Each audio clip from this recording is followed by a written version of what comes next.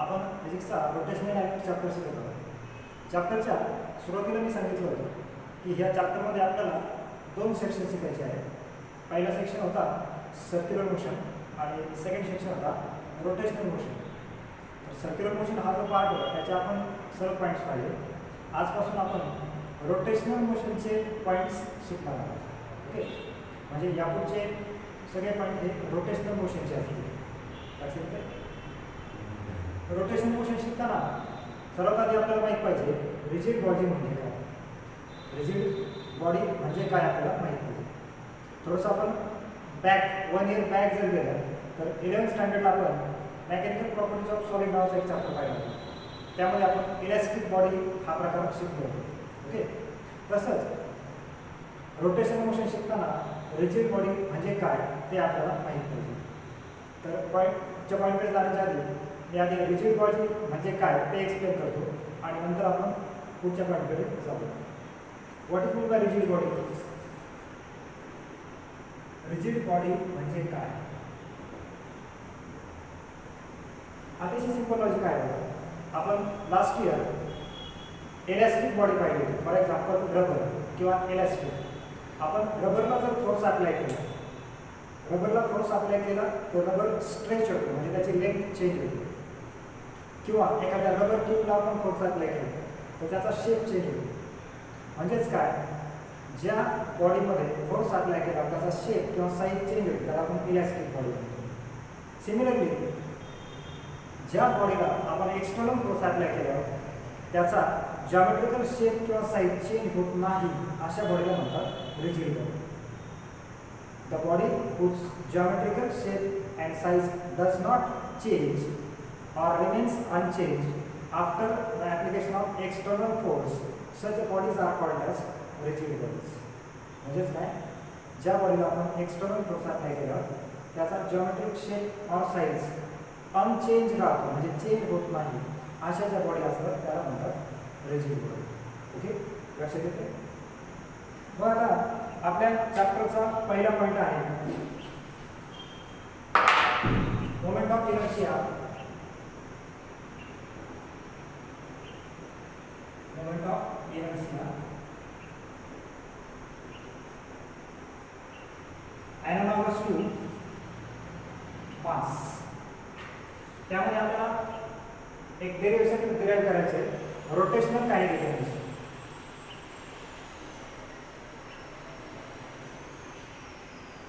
Rotational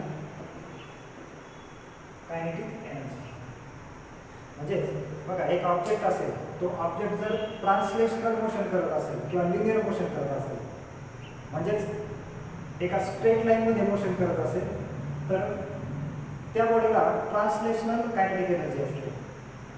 त्याला आपण kinetic energy E = ½ mv², half into m into v² असं म्हणतो. ओके, पण हेच जर बॉडी रोटेशनल मोशन करत असेल तर त्या बॉडीची जी एनर्जी आहे त्याला रोटेशनल कायनेटिक एनर्जी असे म्हणतात.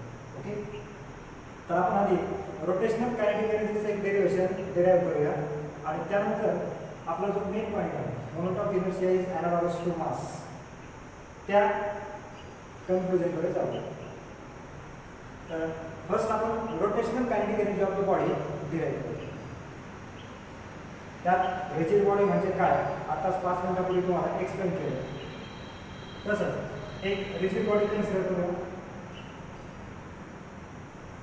Consider rigid body of any shape, कुठल्याही शेपची, any irregular shape. Suppose this rigid body is rotating about its axis of rotation. Okay. And for example, suppose he rigid body आणि ही body अशी rotate होते, तर हा जो ॲक्सिस आहे त्याला ॲक्सिस ऑफ रोटेशन असं म्हणतात. Suppose this sphere is a rigid body and the sphere is rotating. हा स्पियर जागेवर रोटेट होतोय, तर हा जो पेन आहे तो पेन म्हणजे काय, त्याचा ॲक्सिस ऑफ रोटेशन आहे. ओके, लक्षात येते.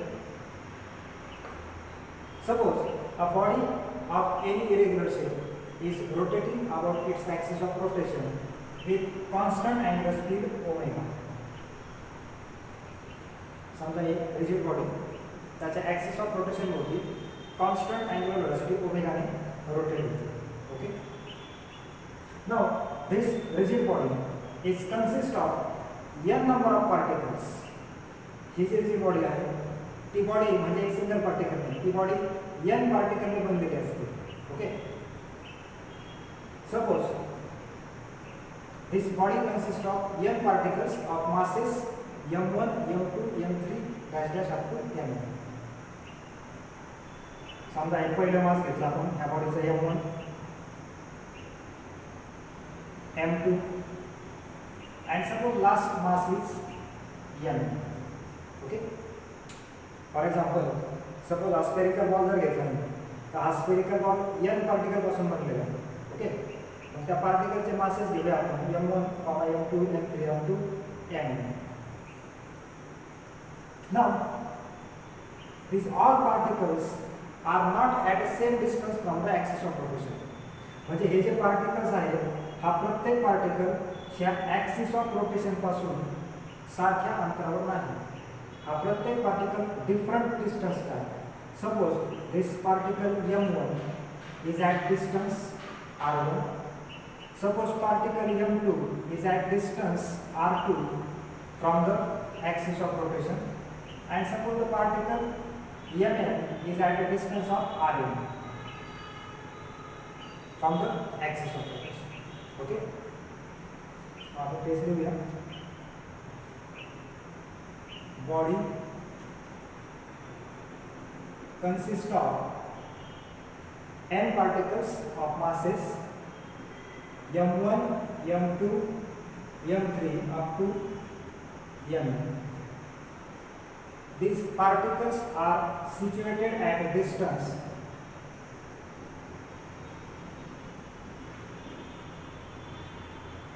r1 r2 r3 up to rn. Okay. Now as the body rotates, suppose एक डेमो बघा. सपोज हा एक पार्टिकल आहे ज्याचा मास आहे m1. Suppose as this body rotates, he body rotate व्हायला लागली. ही बॉडी जरी रोटेट होत असेल तरी हा पार्टिकल म्हणजे आपण ब्लॅक स्पॉट केला आहे या ठिकाणी, तो ब्लॅक स्पॉट सर्क्युलर मोशन करतो. म्हणजे ही बॉडी ॲज अ होल ही बॉडी जरी रोटेट होत असेल तर ह्या बॉडीचा प्रत्येक पार्टिकल किंवा बॉडीवरचा प्रत्येक पार्टिकल काय करतो? सर्क्युलर मोशन करतो. Suppose this particle of mass m1 having distance r1 is performing circular motion. ही बॉडी जरी रोटेट होत असेल तरी हा पार्टिकल काय होणार? सर्क्युलर मोशन करणार. ओके. ज्या ठिकाणी सर्क्युलर मोशन येते त्या ठिकाणी लिनियर व्हेलॉसिटी आणि अँग्युलर व्हेलॉसिटीमध्ये एक रिलेशन येतं. Okay. Suppose linear speed of each particle, ह्या प्रत्येक पार्टिकलचा लिनियर स्पीड, सपोज पहिल्या पार्टिकलचा linear speed v1 equal to r1 omega. Circular मोशनमध्ये आपल्याला हे रिलेशन माहिती आहे, the relation between linear velocity आणि angular velocity v equal to r omega असतं. ओके. तर मग पहिल्या पार्टिकलची linear velocity v1 equal to r1 omega. Similarly दुसऱ्या पार्टिकलची linear velocity v2 equal to r2 omega. तसंच nth पार्टिकलची लिनियर व्हेलॉसिटी किती येणार? vn equal to rn omega. Okay. Now the translational kinetic energy, ह्या प्रत्येक पार्टिकलची कायनेटिक एनर्जी आपण फाइंड आउट करू. Suppose the kinetic energy of the first particle is, त्याला कायनेटिक एनर्जी 1 म्हणूया. Kinetic energy of the first particle ke1 किती आहे? Half into m1 v1 square. पहिला जो पार्टिकल आहे त्याचा मास आहे m1 आणि त्याची लिनियर व्हेलॉसिटी किती घेतली आपण? v1. म्हणजे त्याची कायनेटिक एनर्जी आपल्याला माहिती आहे हाफ mv स्क्वेअर असते. पहिल्या पार्टिकलची कायनेटिक एनर्जी किती येणार? Half m1 v1 square. Second पार्टिकलची kinetic energy half m2 v2 square. Similarly nth particle जो आहे त्याची कायनेटिक एनर्जी किती येणार, half mn vn square. Okay, but हा v1, ह्या v1 ची व्हॅल्यू जर आपण इथे पाहिली तर v1 इक्वल किती आहे, r1 ओमेगा. मग v1 ची व्हॅल्यू जर आपण इथे टाकली ह्या ठिकाणी तर kinetic energy of first particle किती होणार, हाफ m1 v1 च्या जागेवर आपल्याला r1 ओमेगा टाकायचं, म्हणजे काय होणार, r1 square omega square, half m2 v2 square म्हणजे काय, r2 square omega square, half mn rn square omega square. Okay, these are the kinetic energy of each particle. ह्या kinetic energy काय झालं, प्रत्येक पार्टिकलचं झालं. Now the total kinetic energy of the body.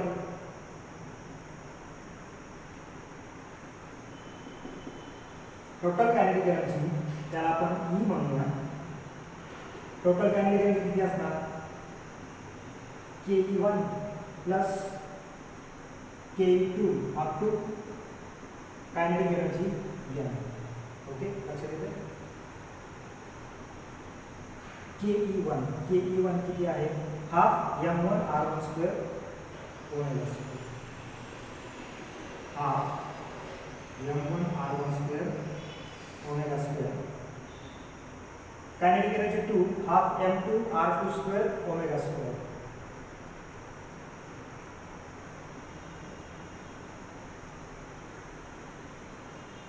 Plus dash dash dash up to half kinetic energy of nth particle, half mn rn square omega square. Okay, ह्या equation मध्ये काही common term दिसतात. ज्या common terms आहेत त्या आपण common घेऊया. Common काय काय घेता येईल, हा हाफ कॉमन घेता येईल आणि ओमेगा स्क्वेअर. ह्या प्रत्येक टर्म मध्ये हाफ आणि ओमेगा स्क्वेअर ह्या दोन टर्म कॉमन आहेत. म्हणजे कायनेटिक एनर्जी किती होईल, हाफ कॉमन घेतले आपण, हाफ ओमेगा स्क्वेअर आपण राईट साईडने कॉमन घेऊ, म्हणजे राहणार काय, रिमेनिंग टर्म्स काय राहतील, m1 r1 square, m2 r2 square, mn rn square, m1 r1 square, m2 r2 square dash dash dash, mn rn square half omega square. Okay, लक्षात येते. नाउ दिस ब्रॅकेट, तो bracket जर पाहिला आपण तर m1 r1 square plus m2 r2 square plus dash dash dash up to mn rn square. आपण 11th स्टँडर्डला mathematics मध्ये summation नावाचा एक पॉईंट पाहिला होता. समेशन म्हणजे बेरीज करतो आपण, सम करतो. मग ह्याच ब्रॅकेटला जर मी समच्या फॉर्मॅटमध्ये लिहिलं, m1 r1 square plus m2 r2 square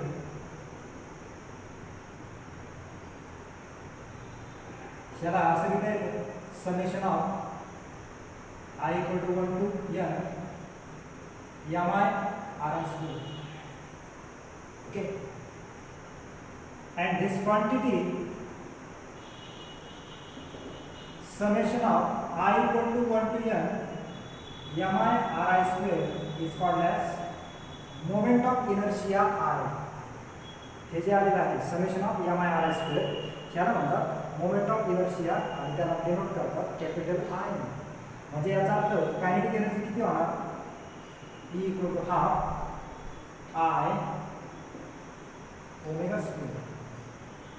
म्हणजेच रोटेशनल कायनेटिक एनर्जी किती येते त्या बॉडीची, half into I omega square. लक्षात येते. Now compare this rotational kinetic energy with the translational kinetic energy. ह्या रोटेशनल कायनेटिक एनर्जीला आपण कंपेअर करूया translational kinetic energy. Translational kinetic energy किती असते, हाफ mv स्क्वेअर. ह्या दोन इक्वेशनला जर मी कंपेअर केलं तर बघा, हाफ ओमेगा म्हणजे अँग्युलर व्हेलॉसिटी व्ही म्हणजे लिनियर व्हेलॉसिटी. मग या ठिकाणी आय म्हणजे काय आहे, मोमेंट ऑफ इनर्शिया, आणि ह्या ठिकाणी हा एम म्हणजे काय असतो, मास असतो. मग हे दोन इक्वेशन जर मी पाहिले तर याचा अर्थ काय होतो, ट्रान्सलेशनल कायनेटिक एनर्जीमध्ये जो रोल हा मास प्ले करतो तोच रोल ह्या रोटेशनल कायनेटिक एनर्जीमध्ये कोण प्ले करतो, तर मोमेंट ऑफ इनर्शिया प्ले करतो. म्हणजे याचा अर्थ ट्रान्सलेशनल कायनेटिक एनर्जीमध्ये जो रोल मासचा असतो तोच रोल रोटेशनल कायनेटिक एनर्जीमध्ये कोणाचा आहे, ह्या मोमेंट ऑफ इनर्शिया आयचा आहे. म्हणजेच ह्या दोन क्वांटिटी काय आहे, एकमेकाला ॲनालॉगस आहे. म्हणजेच काय, आता ह्या मुद्द्याकडे आपण आपला मेन पॉईंट काय होता, moment of inertia is analogous to mass. हे दोन इक्वेशन तुम्हाला काय सांगतात, this moment of inertia is analogous to the mass. Okay, and this moment of inertia I is also called as rotational inertia or rotational moment of inertia. लक्षात येते, simply rotational inertia और moment of inertia. म्हणजेच linear मोशनमध्ये जे काम मास करते तेच काम रोटेशनल मोशनमध्ये कोण करतं, मोमेंट ऑफ इनर्शिया करतं. म्हणजेच moment of inertia and mass this both quantities are analogous quantities. लक्षात येते, this moment of inertia I depends on, हा मोमेंट ऑफ इनर्शिया डिपेंड असतो पहिला पॉईंट इंडिव्हिज्युअल मासवर, म्हणजे जे आहे m1 m2 m2 sorry m1 m2 m3. First point, the moment of inertia depends on the individual masses. And second point, this moment of inertia depends on the distribution of mass about the axis of rotation.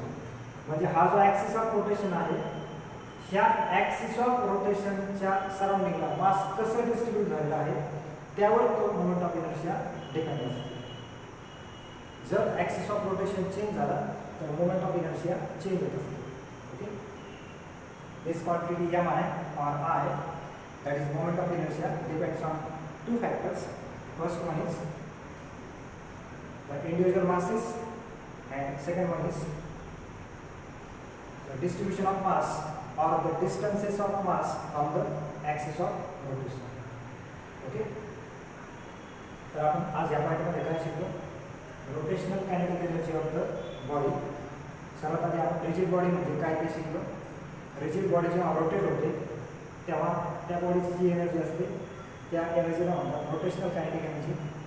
आपण rotational kinetic एनर्जीचं derivation derive केलं. Rotational kinetic energy किती आहे, E = ½ I/² त्या rotational kinetic एनर्जीला आपण compare केलं translational kinetic energy बरोबर. तर त्यावरून कन्क्लुजन असं येतं की कायनेटिक एनर्जीमध्ये जो रोल मास प्ले करतो तोच रोल हा moment of inertia rotational kinetic एनर्जीमध्ये प्ले करतो. म्हणजेच मोमेंट ऑफ इनर्शिया आणि मास या दोन क्वांटिटी ॲनालॉगस असतात. ओके, आणि हा मोमेंट ऑफ इनर्शिया कशावर डिपेंड असतो, तर इंडिव्हिज्युअल मासेसवर डिपेंड असतो. आणि second point, the distances of individual masses from the axis of रोटेशनवर डिपेंड असतो. Okay, next point will see next.